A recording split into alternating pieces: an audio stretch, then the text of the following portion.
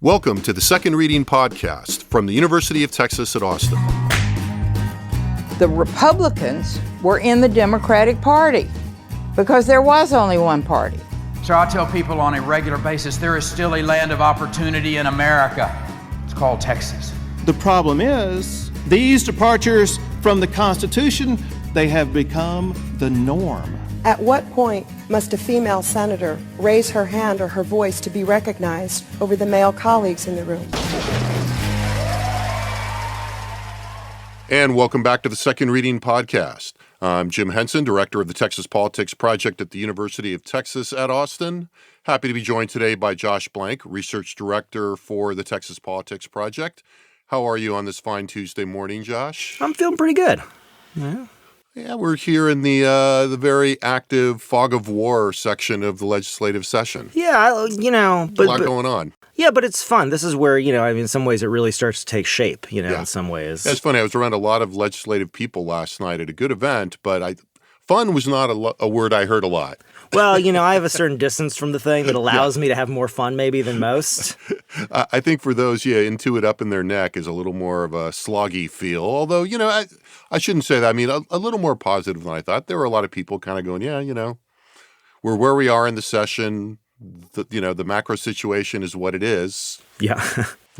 But I would have to say I did not hear the word fun much. Oh. Exactly. Poor folks. Wow. So, apropos of that stage of the session, as the session unfolds, the discussion of what the most important policy areas and legislation are, in this very busy midsection of the session continues, particularly amidst the session with a lot of competing top priorities. Now, I think there's a lot of agreement on what those priorities are. I mean, broadly. I don't think what the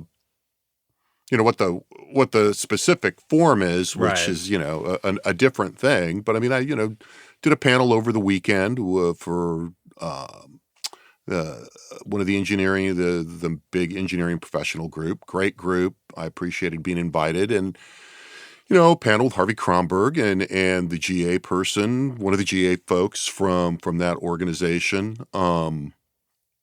And there wasn't a lot of disagreement over what the big chunks are. Yeah. There's a bunch of stuff bubbling under, and of course, what's going to happen within those big policy areas. Sure. But I thought what we'd do today is try to explore some of the underpinnings of one of the more common explanations of or speculation about what is driving those priorities, and not even the big ones, but the more hot button priorities that we're seeing. And I think, those are two different things. So if we're saying, look, there's going to be a property tax cut, there's, where there's going to be fighting over a voucher bill, but there's going to be something done in the nexus of education and property taxes. Right. We know that there's a lot of money to spend in the budget. That's one thing, but I think what, certainly you and I get asked a lot, and certainly in the past week where we saw hearings on a lot of the very controversial bills that are out there, a lot of questions, are kind of revolving around the attention being paid to things like treatment of trans kids, particularly medical treatment. Limiting women's rights and abortion access, education about, educational and curriculum material about race and sex, the content of library books and their availability, issues like this, and I think the common explanation, that we hear mostly is that the attention to these issues reflects the dominance of intensely conservative voters and the most engaged Republican partisans. And we make reference to this in the podcast all the time, that, a powerful force here is the primary dynamic in the Republican Party. And the fact that the Republican primary is so important and so crucial to the vast majority of incumbents that are, nominally at least, controlling the levers of the legislative process and controlling kind of, the big inputs on the agenda. Well, and even very recently, controlling the shape and nature of those districts in such a way that in many ways even further entrenches the centrality of the Republican primary into their reelection prospects. Right. So what I thought we'd look at a little bit today, in part, and you and I were talking about this obviously in the run-up,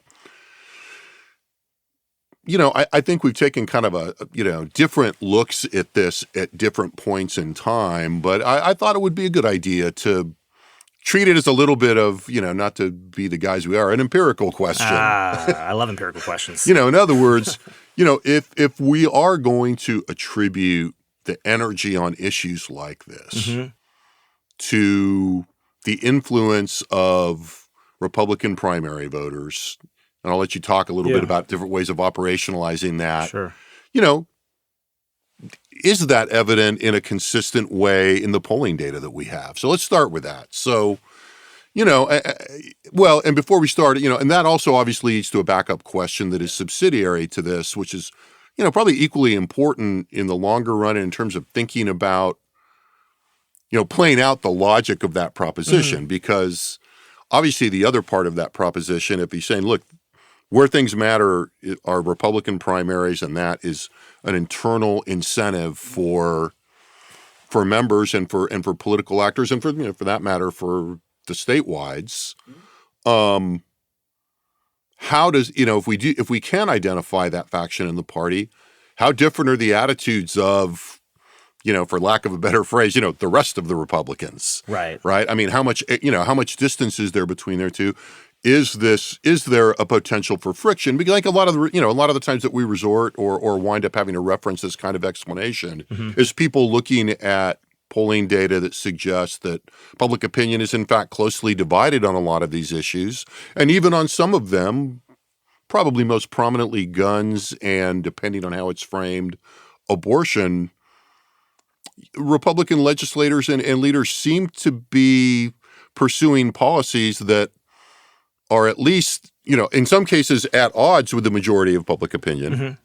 But in other cases, though, or in other cases, seem to be taking a really pronounced or even extreme position on issues in which public opinion is very closely divided and wouldn't seem to bear that. So let's start with that. So first of all, let's start with decomposing Republican voters. Yeah, and what does that look like? Well, I just want to say one more thing about that, because I think it's an important point here is, I think the way that you're talking about this, what I think about is, how do the elected officials think about exposure?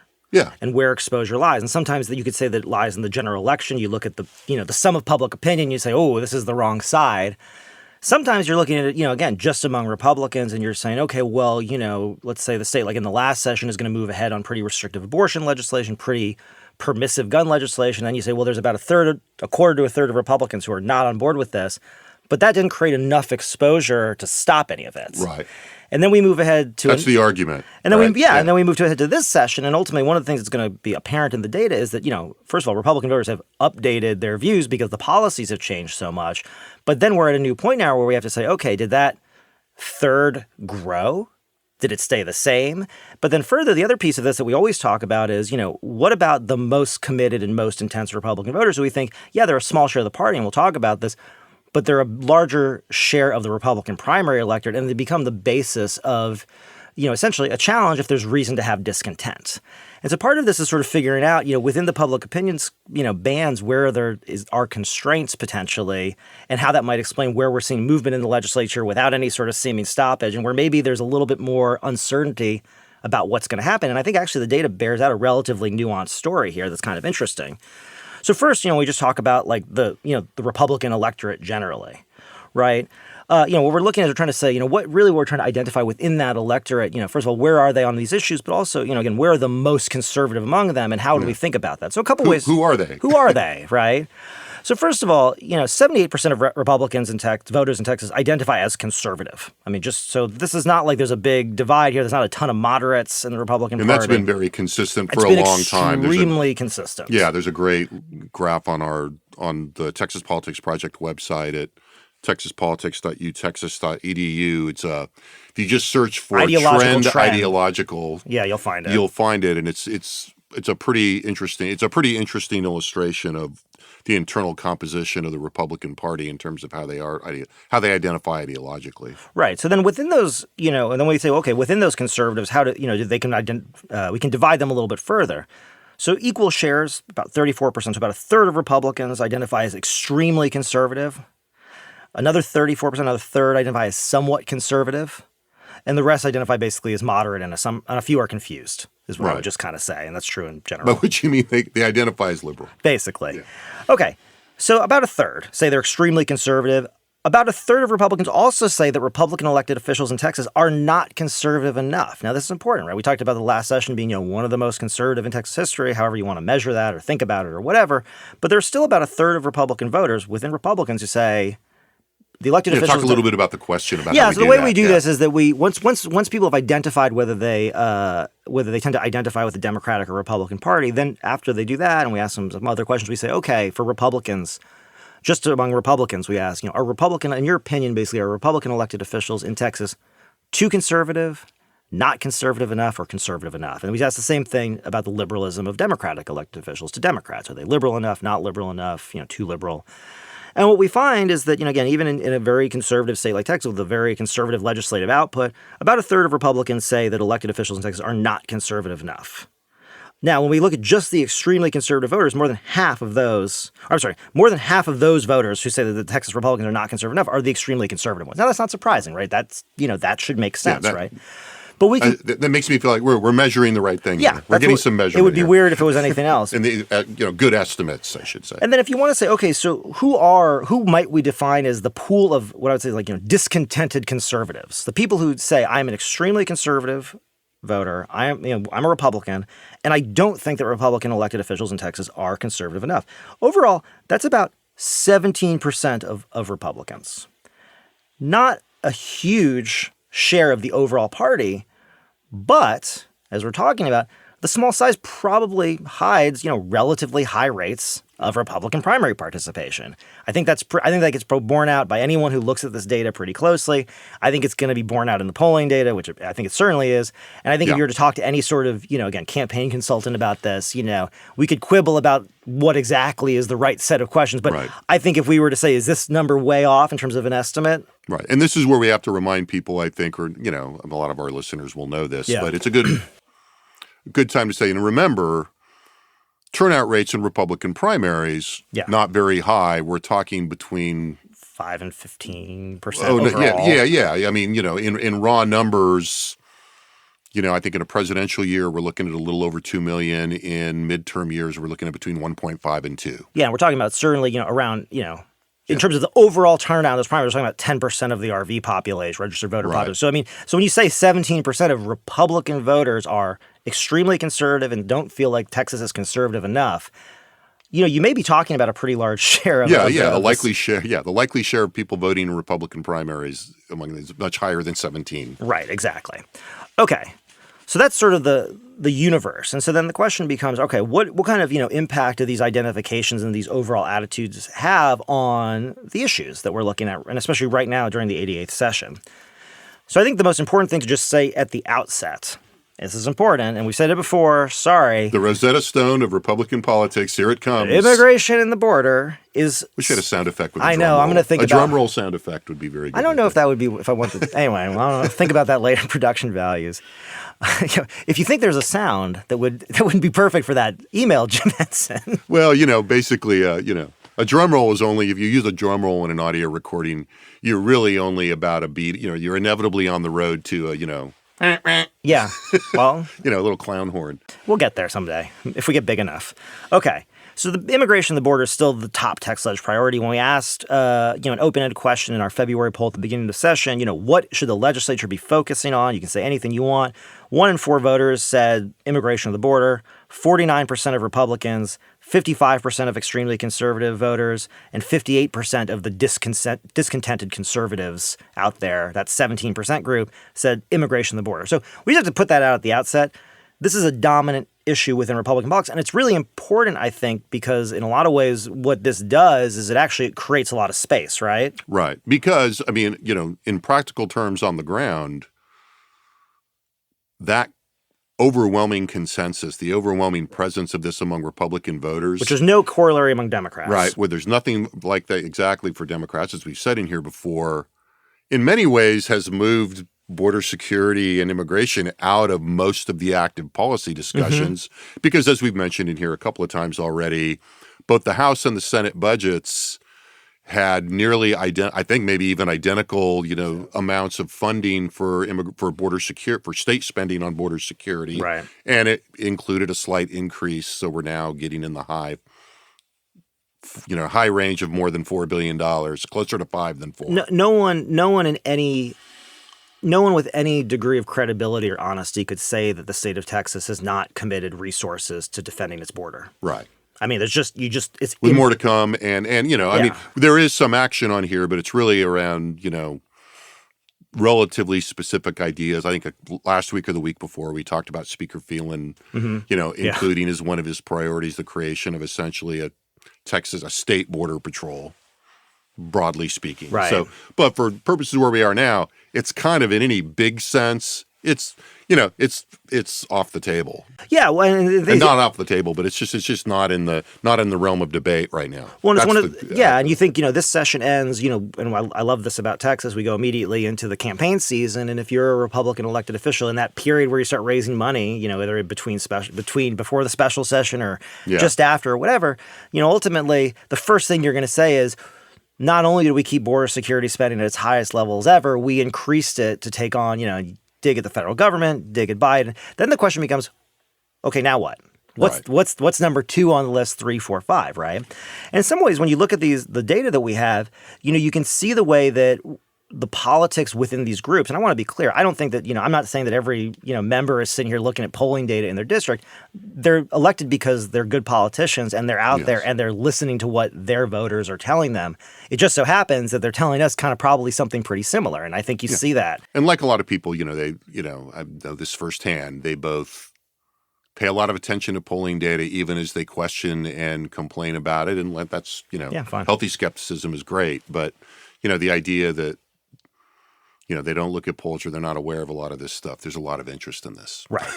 Okay. So part of it is you say, okay, where are we definitely seeing some movement in the legislature? And, do we see reflections of that in the data? And again, we're picking out some hot button issues. We're not picking at everything. We're setting by movement, you mean sort of legislative activity? Well, what I mean attention. Is, if anybody's being honest at this moment in time about what's going on in the legislative process, there are vastly more uncertainties than there are certainties, right? There are a couple of things we know are going to happen. There are a couple of things that we are pretty sure are going to happen, although the specifics of it definitely still need to play out. And there are some things that just seem to be kind of at a bit of a standstill relative to what we've seen in previous sessions, right? Right.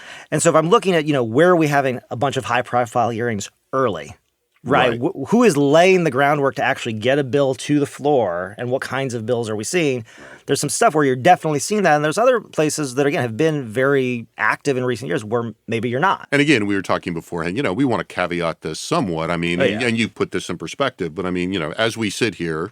Right. Lieutenant Governor Patrick, started messaging either last night or this morning that, he finds the House version of a property tax cut unacceptable. Right.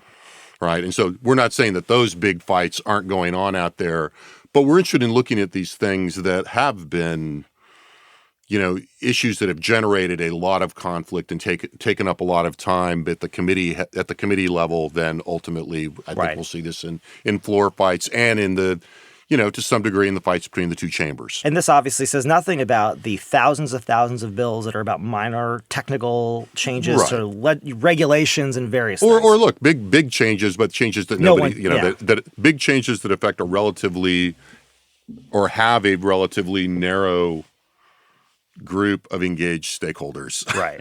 Okay. So with all those caveats aside. And more caveats to come. No, don't worry. There'll be more. Second caveat podcast. All right. So where are we seeing some movement? Well, one place I can say is, you're definitely seeing some movement on voting laws. I mean, the move to reinstate the felony charge on illegal voting is big. I don't know if you watch it. Big hearing yesterday, committee hearing yesterday in the Senate with Senator Betancourt taking the lead. Yeah. So that seems likely it's going to move forward. When we asked Texas voters at the beginning of the session, should voting laws be made more strict, less strict, or left as they are now? Remember, this is in the context of the big omnibus voting legislation from the last session. So a lot of movement happened on this recently. But a majority of Republicans, 54%, still want to see those laws made more strict. If we look at the extreme conservatives, it's 59%.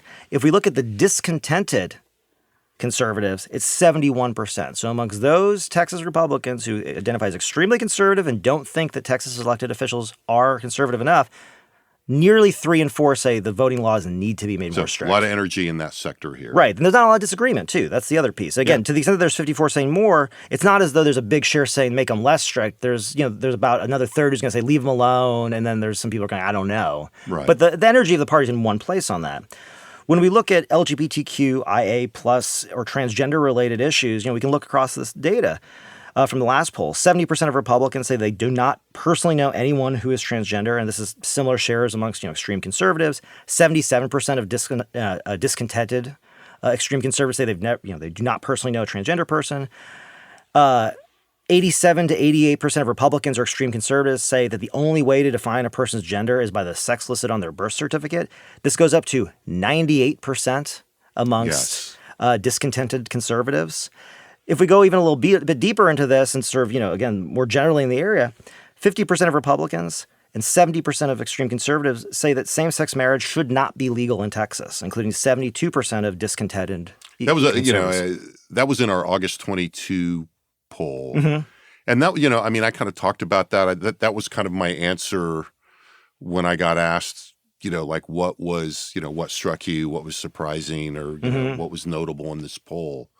Was the degree to which, there's a lot of energy in the Republican Party that sees gay marriage in a very different way than we think about it, I think, at the national level, which is that, we've gone through this and we've kind of settled this. Not so much. I think it's an ecological fallacy, right? Problem here, where people looked at the trend lines and said, oh, everybody's becoming more accepting of gay marriage, therefore every group is becoming more accepting of gay marriage. And that's not the case. That's not the way these things actually work. You can't make these assumptions about the subgroups from the top lines. And this is, I think, one of those things where those lines were moving this direction. Then we had the court decision, the law changed, and the idea was, well, this was just, a fait accompli. And it's like, well, actually, no, not within the public. And so ultimately, again, you look at that basket of just attitudes and you'd say, to the extent that there are, especially advocates on the side of, the LGBTQ community, especially the transgender community, about sort of the lack of understanding amongst, Republican elected officials towards the issues that they face, this data paints a pretty clear picture of why that might be the case. This is a distant group as far as most Republicans are concerned, and just the basic premise around gender identity is not one that is endorsed. Yeah. So, the basic underlying construct of gender identity. I think, look, advocates, on the conservative side realize this. Yeah. And that's why we're seeing a lot of the lines of argument we are, this go-to move of asking people to define what a woman is. Well, and it's one of those things, too. We're not talking about here because we're talking about the attitudes of the majority party voters and how that's driving the agenda. But a big reason that this also is a major issue is because Democratic attitudes on this are not uniform. And there are a lot of Democrats who do not know a transgender person and do not necessarily take more alternative views of gender identity or more expansive views. And so that actually makes this, a doubly good issue for Republicans because really— in strict political terms. Yeah, in strict political terms, not in any sort of moral or other terms. But the reality is that when 90 to 98% of your voters feel one way about an issue and, the other party is, not in sort of— is not— I don't want to say split, but I would say is certainly, in a— They're not fully formed. They're not fully formed attitudes that are associated with partisan and cultural scaffolding that we see in other issues. Then that creates, again, a pretty good political opportunity. Right. And then when we look at the education space, another area where you definitely see a lot of activity happening, we go back to our April poll, we have 59% of Republicans, 66% of extreme conservatives, 69% of, discontented extreme conservatives, so not a big difference, support efforts to remove books from public school libraries. 50% of Republicans, 57% of extreme conservatives, 60% of discontented conservative support efforts to limit the use of teaching materials that emphasize racism and U.S. history by public schools. And, between about 60% of Republicans and conservatives, about 67% of, discontented extreme conservatives support a school voucher program. And again, it's not to say that there's 40% on the other side of these things. And if anything, there's a lot of people who just haven't thought about these issues. But here again, you're seeing an area where, you've got pretty much unanimity, more or less, or at least in the direction of the attitudes among Republicans in general, but also among the Republicans that, an elected official should be most concerned about in a Republican primary. Right. So the polling data is really good at illustrating, I think buttressing this explanation that we started with about why we're seeing movement. Now, how about in some of these areas where we're not seeing as much legislative movement? Yeah. So let's start with gun laws, where we've not seen much happening here, at least on the Republican side. I mean, I think there are a lot of Democratic bills that have been filed that are unlikely to move. This also explains that, but. Yeah, we're talking. But focusing on the Republicans right now. Right. We're talking here about, why aren't we seeing necessarily more efforts to enshrine Second Amendment rights, which has really been, a pretty big part of, the party's set of issues, right? Well, look, policy has changed. And we've seen this actually, to be honest, we've seen this before. When the state went from concealed carry to permitted open carry, the Republican attitudes on gun laws shifted to a much more status quo preference from a loosening preference back when that happened. And we're seeing that again in this session. And that framed the discussion last time. And that framed the discussion. Now, when we look and we say, should gun laws be now made more strict, less strict, or left alone? 22% of Republican voters say they should be more strict. 51% say left alone. 24% say less strict. So that means in total, 73% of Republicans say leave gun laws alone or make them more strict. That number goes down to 68% amongst those who are extremely conservative. And amongst the discontented conservatives, that number is still 60%. So it's 54% say leave it alone. Only 6% say make it more strict. Let's be clear. They are extremely conservative and they don't feel that state officials are conservative enough. 39% would say make them less strict. But ultimately, when you look at an issue like this, that 39% can't drive that car necessarily. Not, at least certainly, it doesn't seem likely in the session after they loosen gun laws so dramatically. Right. And not with that big, clear majority in the status quo category. Exactly. Yeah. So then another issue where, I think we're seeing a lot less activity than maybe some people would have thought would be around abortion, right? Now, you can think about this in multiple ways, whether this is, is the state going to clamp down on, let's say, abortion funds that help provide travel expenses to people who want to travel out of state for legal abortion. Access to medical abortion. Very importantly, this big question about, basically, essentially, what happens when a person goes into the hospital with a fetal abnormality that, essentially makes the fetus unviable. There have been a lot of stories in the news about how essentially not until that, sort of that fetal problem becomes a problem with the mother's health can they act. Yeah, and a serious problem. It has to be a serious problem. It has to be a threat to her life, and that's becoming, again, we said a long time ago on this podcast, these stories are going to come out, and they are now, and they're trickling out. So what does that landscape look like? Again, we ask first just, generally, should they be more strict, left alone, less strict? Among Republicans, 61% say they should be left alone or made less strict. 41% say leave them alone. 20% say make them less strict. Now, look, there's still a third. There's still 32% who want stricter abortion laws. But the majority of the party at this point is for the status quo. And just while we're there for 1 second, that's a little, you compare that to the gun share of, and it's a little bigger, right? Yeah, it's a little bit bigger in terms of who would have movement. Right. And that's the thing. And you see that with the more conservative voters here. So what you find is that among, those who say they're extremely conservative, it's about split. 46% say make it more strict. 46% say leave it alone. Only 3% say make it less strict. Again, makes sense. Among the discontented, extreme conservatives, 52% would make these laws more strict, but 44% would leave them alone. So it's not a slam dunk. And so what you can say is there's a slight conflict here, but in a lot of ways it can be handled simply it's amenable to inaction. It's very amenable to inaction. And when we look, we say, okay, what people have been talking about in terms of where, the state might act to create some more access because of just the exposure it creates would be rape exceptions, incest exceptions, and exceptions for, significant fetal abnormalities. 19% of Republicans, but 29% of extremely conservative voters and 36% of discontented extreme conservative voters say abortion should never be permitted in the case of rape. 22% of Republicans, 34% of extreme conservatives, 36% of these discontented conservatives say that it should never be permitted in the case of incest. And really importantly here, because I think this fetal abnormality issue is really like where I think one of the big policy issues really is, 27% of Republicans, 36% of extreme conservatives, and 50% of discontented extreme conservatives would say that an abortion should never be available in the case of a severe fetal abnormality. And so to some extent, what that points to is like why, in my mind, we're not seeing a lot of movement in this space, because ultimately there's not a lot of consensus within these sort of factions of the party overall. And then in some cases, the more conservative elements of the party to move ahead even further on some of these issues because they just did a lot. So what do you make of that? I mean, so let's do this in a way. Let's go back to, so the answer to our first question, really, there is a distinct set of attitudes among the wing of the party that is most conservative, most discontented, with the extent of of conservatism, and likely to be engaged with primary voters. I mean, they, the shares, as you went through those numbers to summarize in a lot of ways, the shares of people that want more movement on what we've thought of as rightward movement, let's say. In a more conservative direction, for lack of a better term, in the moment.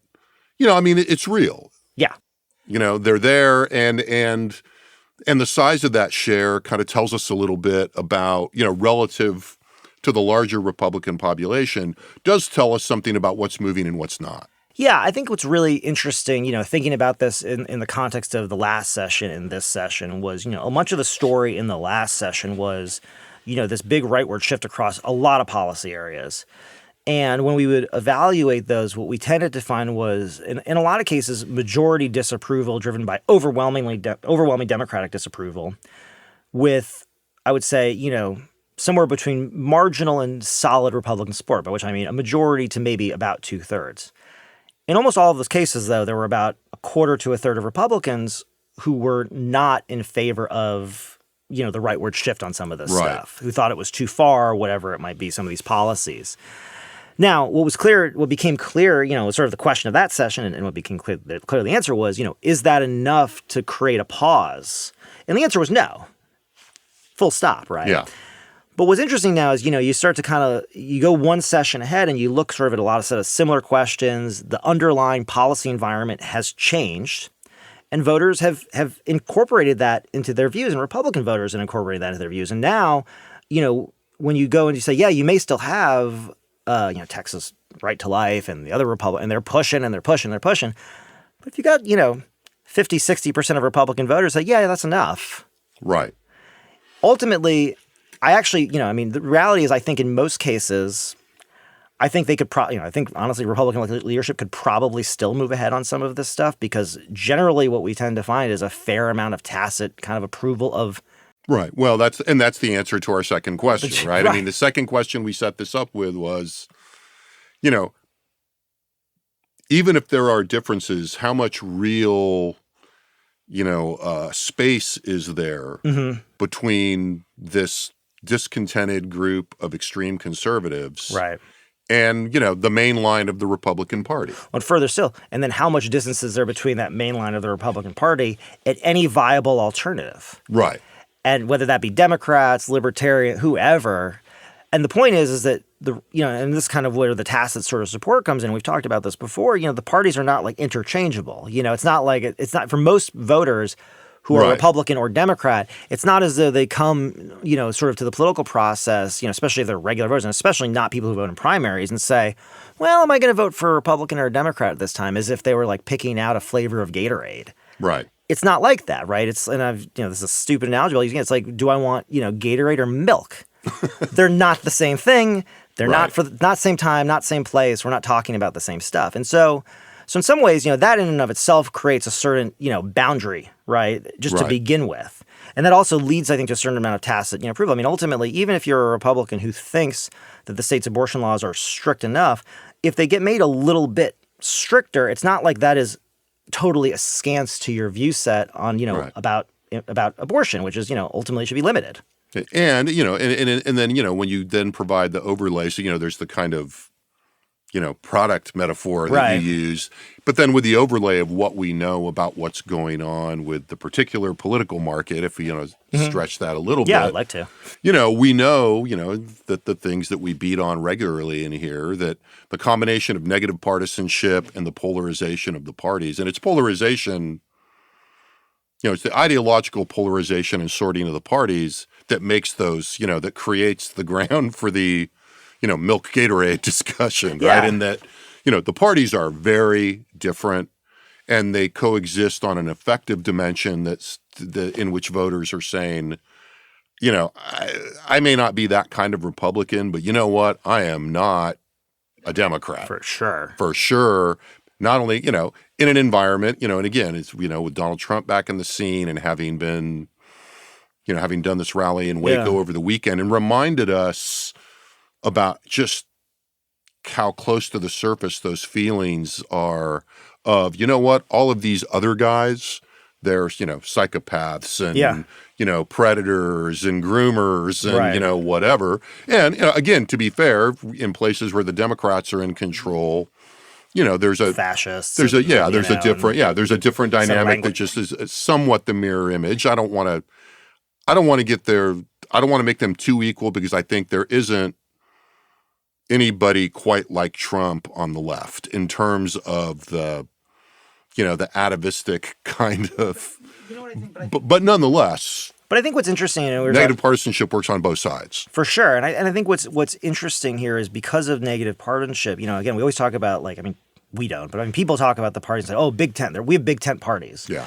And and yes, technically that is true. And it's true, honestly, more for institutional, electoral dynamic reasons. Look here, Wikipedia, time for, Duverger's law. Yeah. Look that up Right. on Wikipedia, right? So there's reasons that we have a two-party system, and we tend to talk about it, and then we tend to sort of just let it fall out of there. A lot of people tend to, they're Big Tent parties, and it's like, yeah, kind of. But the thing is that, with the way that, number one, with the effects of negative partisanship, I think with changes in the media environment, I think honestly, even just give Donald Trump some credit specifically for creating his own kind of brand of conservatism. I'm putting that in quotes here, within the party. What you end up with is you end up with these different sets of Republicans. And if you know anyone who's sort of, a never Trump kind of Republican, they're very quick to tell you they're not that kind of Republican. Right. At the same time, if you're an extremely conservative Republican in Texas who's not happy with the direction of the leadership, I have a pretty good guess what email lists you might be signed up for. Sure. Right. And there's a whole ecosystem for that. Now, what's interesting to me is, sort of what we're watching right now in some ways is sort of how these different kind of factions, and they're not clear lines. Some people are in a couple different factions, right? But how these different factions in the legislative part of this negotiate the fact that, there are essentially these sub-brands of the Republican Party that, essentially mean that different attributes and different outcomes are just more important to different groups of people. And so for some sets of Republicans, the most important, and again, this is why immigration and border is so important, because once you take care of that, then you can start to sort of jockey over, okay, whose policy areas are we taking care of? Right. Are we taking care of the homeschool community? Are we taking care of the Second Amendment absolutists, on this? Do we take care of them last session? Can we go forward on anything of that without upsetting, the suburban Republicans who we are trying to move forward on issues like school safety and, parental rights, because these things feel a little tough. And so part of it is we're watching these dynamics play out. But in some ways, the other piece of this is that, and I think what all this is sort of about in some ways shows us, there's a lot of tacit endorsement, but at the same time, politicians are also risk averse. Right. And so, the question that this sort of lays out is, and what the data kind of raises, and we're doing this in a very kind of, I would say schematic way, and maybe we'll come back and write something a little bit more specific. But it does point to the fact that, there is a certain amount of, there's an exposure threshold on some of this stuff. But it's still not clear to me, even going through this data and talking about exactly where it is. Well, right? and I think that's why, I think people, a lot of the actors themselves would love to know exactly where it is. And that's a lot of the muddling that we're seeing. But it is, to go back, to tie that together a little bit with your Big Tent sort of, and the notion of parties. The parties are still coalitional, and that's where those pressures come from. Right.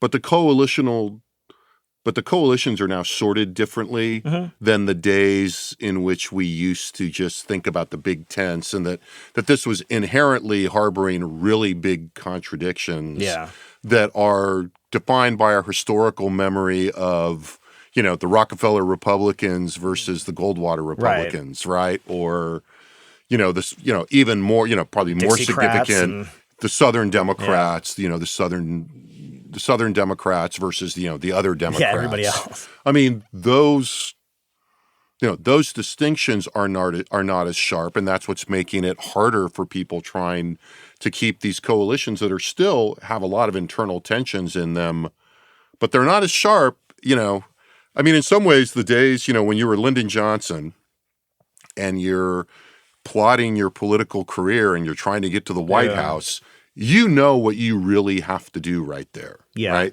And you know that it's daunting. You know that you have to appeal to a burgeoning liberal wing of the Democratic Party, yet still keep all of your essentially reactionary Southern Democrats, certainly reactionary in racial politics and civil rights politics. You got to keep them together. Yeah.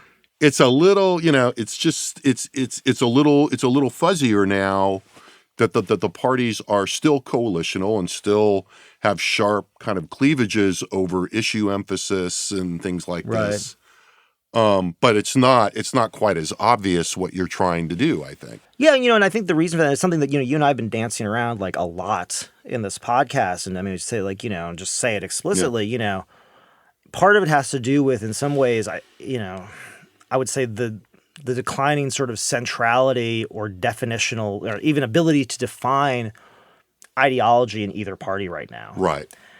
And so, there just seem to be fewer touchstones where clearly everyone agrees. And you can say, the Republican Party, it's sort of like, I mean, to my mind, it's kind of like where, what is small government? Yeah. I mean, one of the things that was interesting kind of going back and working on another piece on some of the public ed space. And, there's a point, I think around 2015 when we asked, essentially, what would be most effective in improving the public education system in Texas. And the plurality response among Republicans was essentially local control. Let the local school districts figure it out. And presumably that was it made a lot of sense because look, conservative rural school districts who don't want to talk about social emotional learning and don't want to talk about any sort of DEI related stuff, or that's your community. Yeah. And now what we're actually seeing is in some ways this actually we're going to centralize, these sorts of educational decisions at the state level in terms of what kind of curriculum looks like, what can be talked about. And it's interesting. I mean, again, look, I don't care. I mean, whether you think it's hypocritical or not, it doesn't really matter. It's just, it is what it is. It's politics. But the idea that you'd have a flip like that on something that was almost so core foundational to both small government and this idea of, sort of the importance of kind of local institutions among Republicans, it's now basically those institutions in some ways are like the enemy. Yeah. Is a really remarkable shift, but it also just reflects, again, just the upheaval in both parties. And the Democrats have a similar issue in the sense that, I think Democrats have a much better situation when they're just talking about class, but the Democratic coalition requires now to break out race from class in a way that creates a lot of conflicts among Democrats about how to message things, how to talk about things, where to focus, and whether they can do that in a way that's both respectful to the coalition, in quotes on one hand, but also on the other hand is electorally viable. Yeah, and how to implement, multiple priorities that, in the absence of any sort of an analog to immigration and border security, which helps the Republicans. So I think that brings us back as we close out to, what we should be looking forward to, because I think a lot of these issues that we're talking about are going to, they're very dynamic right now as we're in the committee hearing process, in these very high level, intense committee hearings over a lot of these issues, which we've been seeing and will continue to see, and then how those bills move. I just want, one thing about that I think is just really important to point out right now, and we've said this before, but I don't think we said it this session. The people who show up in Austin to testify on these bills, it's important, I think, especially for journalists who end up, sort of covering these really intense hearings, and you hear these, really often horrible stories. But look at that, and then look at this data that we're talking about. Yeah. So, there's sort of a question of, hey, 100 people signed up to testify, or 200 people, and 80% were against this bill about, transgender people. It's like, yeah, I understand that. Those people are mostly coming from Central Texas, Austin. A lot of them are coming from Austin because where the capital is. But furthermore, look at the Republican electorate. Yeah. So there's that. And so I guess, to tie it together again, what I would say is, we're also going to see some of these other more proximate factors coming into play in the next couple of weeks on a lot of these issues, and and we're going to see how they interact, if at all, with the kind of, if you will, the kind of A-level agenda items that are out there, right? And we're going to see yet another aspect of, the pressure within each tent, particularly in the Republican tent, when it comes to institutional conflict and frankly, in some ways, personal conflict between the leadership of the House and the leadership of the Senate, and with frankly, Governor Abbott and the executive branch. And that's going to add another dimension that we're also going to start to see play out increasingly, probably not as, we're already seeing it now, but in the next couple of months, that adds a whole other sort of sense of cleavage to all this. But I do think all of these, unearthing some of this public opinion data helps create what the context and what the context for that and what they are maneuvering around. So with that, thanks to Josh for being here and digging out all that data. Thanks again to our excellent production team in the Dev Studio in the College of Liberal Arts at UT Austin. Wherever you find this podcast, we will almost certainly post some data related to this with another link to the podcast and links to data. You can find various cuts of the data that we've been talking about, as always, at texaspolitics.utexas.edu. So thank you for listening, and we will be back soon with another Second Reading podcast. The Second Reading podcast is a production of the Texas Politics Project at the University of Texas at Austin.